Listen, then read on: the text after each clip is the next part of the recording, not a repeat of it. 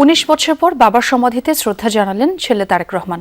নীরবে দাঁড়ালেন কিছু সময়, দুই হাত তুলে নিজেই করলেন দোয়া। এর আগে স্থায়ী কমিটির সদস্যদের নিয়ে পুষ্পস্তবক অর্পণ করেন বিএনপির প্রতিষ্ঠাতার সমাধিতে।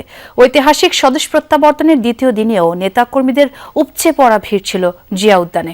আপনাকেই বলছি, ইন্স্যুরেন্স করলে স্মৃতিতে সুরক্ষা পাবেন নিশ্চিতে। মরহুম বাবার শিয়রে দাঁড়িয়ে সন্তান একা শেরেবাংলা নগরের সমাধিস্থলে দুই হাত তুলে বাবার আত্মার মাগফিরাত কামনা করেন স্রষ্টার কাছে, অলক্ষ্যে নেন আশীর্বাদও। সবশেষ 2006 সালে তারেক রহমান শ্রদ্ধা জানান বিএনপির প্রতিষ্ঠাতা প্রয়াত রাষ্ট্রপতি জিয়াউর রহমানের সমাধিতে। এরপর 2007-এর আলোচিত 1/11 আর 2008-এ নির্বাসিত জীবনের শুরু। 17 বছর পর রাজস্বিক এক স্বদেশ প্রত্যাবর্তনের মধ্য দিয়ে দেশের মাটিতে বিএনপির ভারপ্রাপ্ত চেয়ারম্যান তারেক রহমান প্রথম দিনেই হাসপাতালে যান মাকে দেখতে।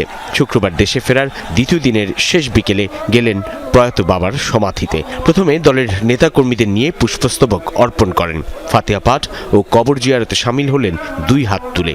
নীরবে দাঁড়িয়ে থাকেন কিছু সময়। পরিণত মানুষেরও চোখে আসে জল।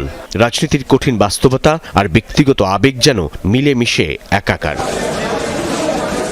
তারেক রহমানের উপস্থিতি ঘিরে নেতাকর্মীদের ব্যাপক উপস্থিতি ছিল জিয়া উদ্যানে। আশপাশের এলাকায় ছিল বর্ণিল ব্যানার আর প্লেকার্ড। বিএনপির প্রতিষ্ঠাতা জিয়াউর রহমানের সমাধিতে শ্রদ্ধা জানানোর মধ্য দিয়ে যেন দেশের মাটিতে তারেক রহমানের নতুন রাজনৈতিক অধ্যায়ের সূচনা হলো।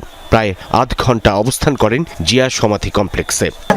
তারেক রহমানের প্রত্যাবর্তন বাংলাদেশের রাজনৈতিক ইতিহাসে একটা পরিবর্তন নিয়ে আসলো, একটা ইতিবাচক পরিবর্তন নিয়ে আসলো। আমরা আজকে অপেক্ষা করে আছি এই নেতার নেতৃত্বে একটা সত্যিকার অর্থেই একটা সুখী, সমৃদ্ধ গণতান্ত্রিক বাংলাদেশ নির্মাণের। বহুদলীয় গণতন্ত্রের প্রবর্তক শহীদ জিয়া রহমান এটার প্রতিপালন করেছেন আমাদের নেত্রী, দেশনেত্রী বেগম খালেদা জিয়া। আবার এটাকে আরও পরিস্ফুটন করবেন আমাদের নেতা তারেক রহমান সাহেব। এটা আমার জনগণের প্রত্যাশা। নেতাকর্মীদের বিপুল উপস্থিতির প্রত্যাশা জিয়ার আদর্শকে ধারণ করে তারেক রহমান দেশে নতুন রাজনীতি আর পরিবর্তনের সূচনা করবেন। সবশেষ 2006-এ এসেছিলেন।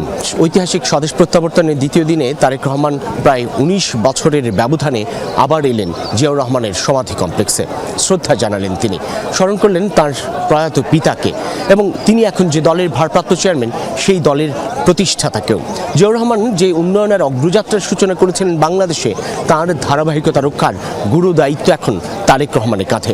নেতাকর্মীরা বিশ্বাস করেন আগামী নির্বাচনে বিজয়ী হয়ে বিএনপির এই নেতা বাংলাদেশকে এগিয়ে নিয়ে যাবেন উন্নয়নের নতুন শিখরে। সাইফুদ্দিন রবিন, যমুনা নিউজ, ঢাকা।